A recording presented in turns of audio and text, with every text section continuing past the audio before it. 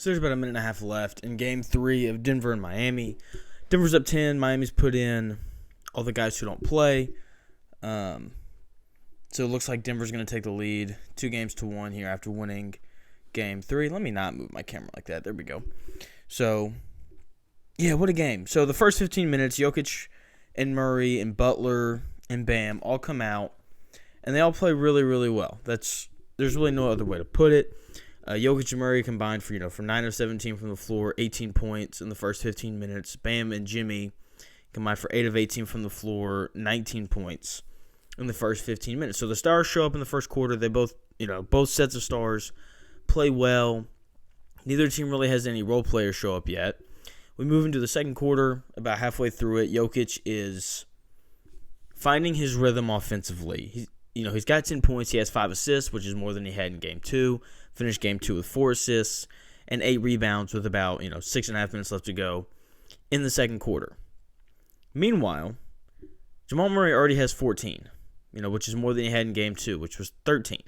6 of 11, 2 of 4 from 3, ends up finishing the first half with 20 points.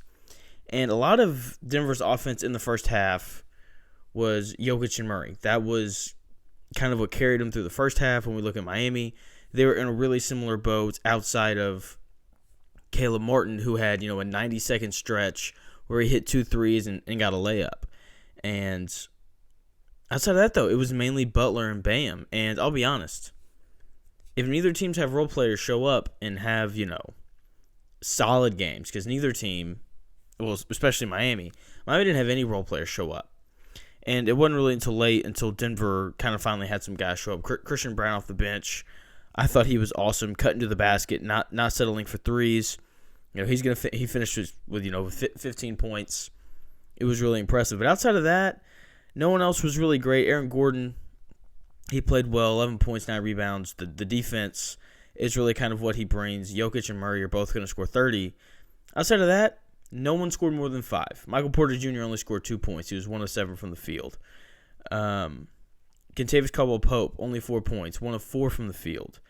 Bruce Brown, 5 points, 1 of 5 from the field. So it wasn't like the role players, the guys who knocked down threes consistently for Denver, it wasn't like they showed up and, hit a whole bunch of threes and they were able to go into Miami and steal one.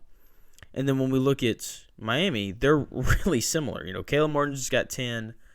Duncan Robinson's going to finish with 9. Butler and Adebayo go for 28 and 22.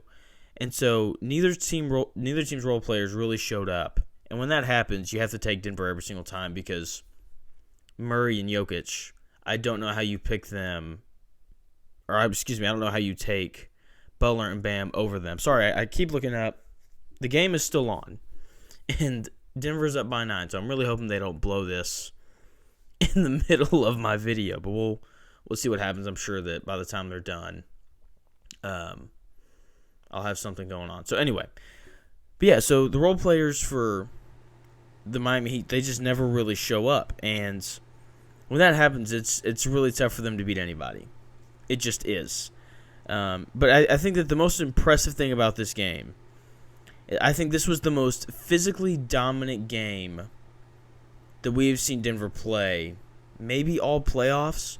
Because the one thing that I don't think Miami can adjust to, the one thing that Denver has that I don't know what tweak Miami can make. Then again, to Coach Spo, he'll figure something out, is the rebounding stuff, the lack of size. Denver has 56 rebounds right now with a little over a minute left to go in the game. And Miami has 32.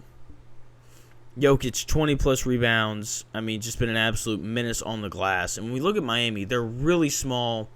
I talked about this when I did the NBA Finals preview on the Shooting Englishman podcast. Just the size difference. At every single position, Denver is bigger. Obviously Jokic is bigger than Bam. Murray's a big 2 guard at like 6'5". KCP's a big 2 guard. Bruce Brown's a big point guard at like 6'4". Aaron Gordon's like 6'7", 6'8". Jeff Green's 6'7", 6'8". Michael Porter Jr. is 6'10". So just the lack of size is really kind of what showed up here. And Denver just pounded them on the glass.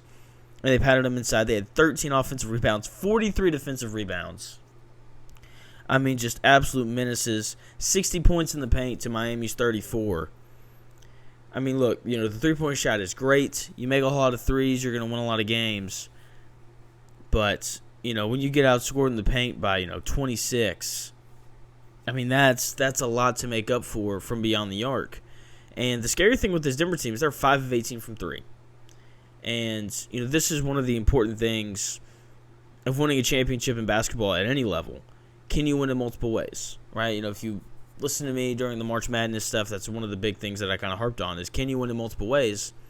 And the same thing's true, I would say even more so, in the NBA Finals. Because coaches are going to purposely take things away. Miami's done a really good job of taking away the three-point line. They're closing out the shooters really well. Do you have another way to score? And tonight, Denver just pounded the ball underneath, 60 points, really took advantage of their size. And when they do that, I mean, it's a tough thing for Miami to really adjust against, especially with the lack of depth at the center position, right? You got Bam Adebayo, one of the best defenders in the league, guy who should be, all defense, year in and year out. But after him, you want to go to Cody Zeller? Hey, come on now. In theory, they could try to go really, really small and run up and down the floor and run their little zone and do all that kind of stuff, but look, if you don't have a 5 on the floor who can at least make life tough on Jokic, which Bam Adebayo has done, he's been really good this entire series, then it's near impossible to stop this Denver Nuggets team. And it's going to be interesting to see what Miami does to try and combat the rebounding and just the size underneath that Denver has. We didn't see as much zone in this game, which I thought was interesting because that's something that Denver's really struggled with. But either way, Denver is going to end up pulling this out. They're up by 13 with about 50 seconds left to go in the game. So, yeah, just crazy game. I do want to analyze the Stars really quickly and just the numbers that they put up before I move on here, especially with Miami. Okay, because Denver, Jokic and Murray both have really good games. They're both up to 32 points now. They're both going to shoot over 50% from the floor. You can't ask much more from them. Jokic, triple-double, 32 points, 21 rebounds, 10 assists. Murray, a near triple-double, 32 points, 10 rebounds, 32 points, 10 assists, 9 rebounds. He's really close to that triple-double as well. But I think the biggest stat that people are going to overlook and not talk about enough are the Jimmy Butler assists. He has 4 assists for the game, all coming in the second half. It's like, well, Jonathan, Jimmy Butler's score, assist, why are we talking about this? Because in the first 2 games, he was averaging 8 assists a game through those first 2 games. And those are, the best offensive games that Miami has played.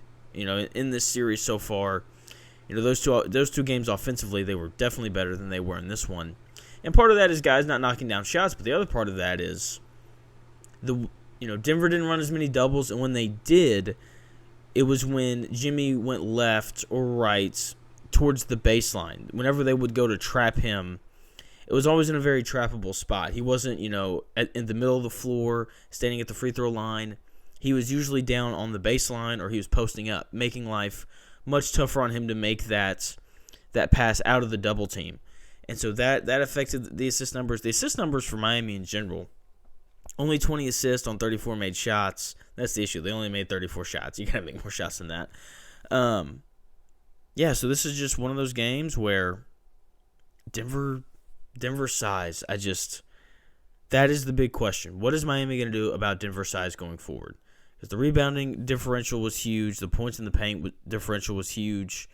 And, maybe Miami has 3 more games where they shoot 49% from 3 like they did in Game 2. But if that's what you're betting on, you're not going to win the series. Sorry. If that's your calling card of like, hey, all we got to do is shoot 49% from 3 and we'll win, that is a lot to ask of your shooters. So that's going to do it here for this video. Hope you enjoyed it. Was a little all over the place. Sorry about that. It's late. I'm tired. Yeah, so thanks again for watching the video. If you enjoyed it, drop a like. Make sure you hit that subscribe button. We're reacting to every game. And when we get into the summer, we're going to have a lot of fun segments. I'm already starting to line all that stuff up. So make sure you subscribe so you catch all of that. And comment below how many games does Denver win the series in? How many games does Miami win the series in? Let me know. Let me know your thoughts on Game 3 as well. Once again, thank you so much for watching the video, and I will talk to y'all again after Game 4.